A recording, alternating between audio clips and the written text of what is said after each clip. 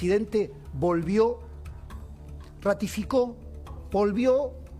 a compartir una noción de que el sistema de salud, fundamentalmente el privado, se había relajado atendiendo otras patologías. Y eso había impedido ocupar las camas de COVID. La reacción en cadena que hubo de médicos, de enfermeros, de anestesiólogos, fue terrible. Fernanda, un gusto, buenas tardes. Hola, ¿qué tal? Buenas tardes, Pablo Rossi. Los saludo también, Leandro, un gusto, gracias por estar Leandro. allí. Hola, buenas tardes a los dos, ¿cómo están? Les voy a pedir así, con la contundencia con que se han expresado ustedes, otros en las redes, ¿qué sentiste, Fernanda?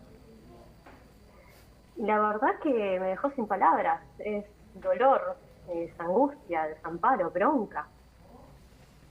Nosotros nunca paramos de trabajar por el tema de patologías externas también al COVID. Somos polivalentes en los hospitales privados. Está tu foto. Esto de mostrar las fotos fue contagioso, hablando en términos de patología, fue contagioso entre ustedes, ¿no? Hay las pruebas de mostrar los rostros, ahí están, por las máscaras que usan habitualmente. Desde el principio de la pandemia que yo me propuse compartir las experiencias dentro del quirófano y intra y postquirúrgicos, de cómo nos sentíamos, cómo estábamos. Ya esto lo habían hecho también en China. Sí. Mostrar las caras de cómo quedan rotas después de estar 10, 12 horas con el equipo puesto. Leandro, sos intensivista. ¿Qué pasó durante la pandemia con las otras patologías, ¿no? Además del COVID? Tuvieron que hacer una transformación formidable, ¿no? No todos estaban preparados para hacer una traqueotomía. Contame cómo fue eso. Y lamentablemente durante la pandemia hubo que disminuyeron, por decirlo de alguna manera, sobre todo en el periodo donde estábamos encerrados, donde estaba la cuarentena estricta, que por ejemplo los incidentes automovilísticos y los traumas no llegaban a las terapias intensivas, entonces había bajado significativamente eso. Pero ahora en este momento y posterior a cuando se empezó la apertura de la cuarentena, esas patologías empezaron a aparecer de nuevo. Incluso muchos de los pacientes que durante el periodo de cuarentena, por miedo o por recomendaciones, no se controlaron sus patologías crónicas, posteriormente aparecieron más graves incluso, y tenían que sí o sí entrar a una unidad de terapia intensiva. Cuando lo escuchaste al presidente, bueno, hoy lo ratificó, o sea, su concepto sigue en claro, se relajó el sistema de salud.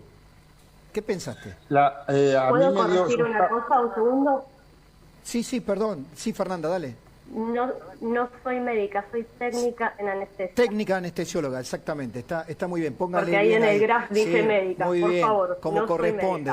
No puedo hacer diagnósticos. Técnica anestesióloga. Sos parte del equipo de salud, por supuesto. Y en eso creo que compartieron todos el peligro, el cansancio y el esfuerzo. Pero sí, vos sos médico, Leandro. ¿Y qué sentiste?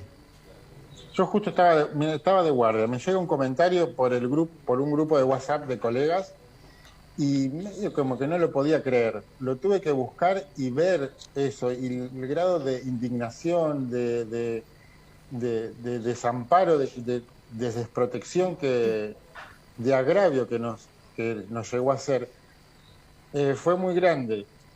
Sobre todo por el hecho de que, si bien uno durante la pandemia, durante la primera ola, le dio prioridad a los pacientes con insuficiencia respiratoria que requerían una terapia intensiva, nunca se dejó de asistir a aquellos pacientes que lo necesitaban, claro, ni en el sector público, claro, ni en el sector privado. Y se doblaron nunca se dejó la guardia de lado. No hubo la palabra, se relajó el sistema. No, creo que fue desafortunada, claro. No nos relajamos en ningún momento. Hace un año que estamos, por ejemplo, con las vacaciones suspendidas. Claro. Nos permitieron tomarnos 12 días, por lo menos acá en provincia de Buenos Aires, nos permitieron tomarnos 12 días de licencia nada más. Claro. Entonces, en ningún momento, y es lógico que después, en cierto periodo, cuando los casos comienzan a descender, que se empiece a dar respuesta a otras patologías que fueron relegadas en ese momento. Obvio. Entonces, no puede decir que nunca ocupar las camas.